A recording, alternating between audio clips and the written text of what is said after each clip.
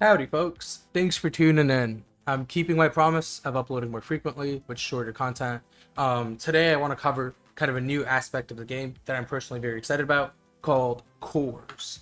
So, it's a 5x5 kind of slot every character has. You'll notice I'm a male character, so there's different character classes. This is still in a very early stage, so I'm not going to cover that in a video quite yet. But essentially, you get this. It's not something you equip, it's just always on your character. And what it enables you to do is kind of just pick up different character-based abilities. So for example, an X-ray core is a 1x1 because it's not a very powerful ability. When you equip it, what it does is it gives you the ability to see through walls. This doesn't last permanently. It's on a cooldown. But yeah, that's about it for the X-ray core. The next thing I want to show is kind of the shield core.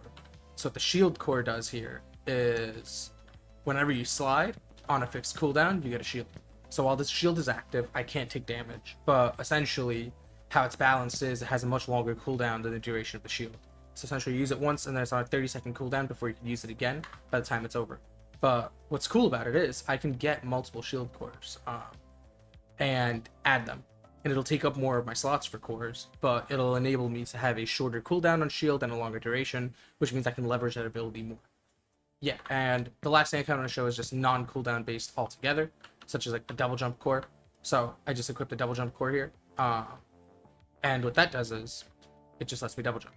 So there isn't really a visual effect associated with it yet because I was just testing this, but I wanted to show you guys. I think it's pretty cool. You'll be able to kind of like select different levels and different things that I'll cover in a new video shortly, but essentially you can build out your own character with abilities and stuff and make it kind of your own. Like you can now choose the abilities you have on your weapons at a much higher degree than most roguelikes do, as well as like the abilities your character has. And I can even envision just different characters starting off with different kind of cores as a default, which means that every character can kind of blend into one another, but you start off differently. Think kind of like how a Souls-like game would do it. But yeah, I think there's a lot of kind of opportunity here and a lot of cool stuff that I could build out. I would love to see comments for ideas people have for cores that I could implement. Another thing that I'm strongly considering is, as opposed to just leaving it as a 5x5, I could introduce kind of like challenge items that you have to kind of take on hard objectives or challenges to do, which would basically like enable you to put like, let's just say like a pouch of cores that takes a 2x2 slot up but gives you like 4x4 slots or something, so that you can kind of infinitely scale. That's not implemented yet, but it's definitely something I'm open to and probably going to implement.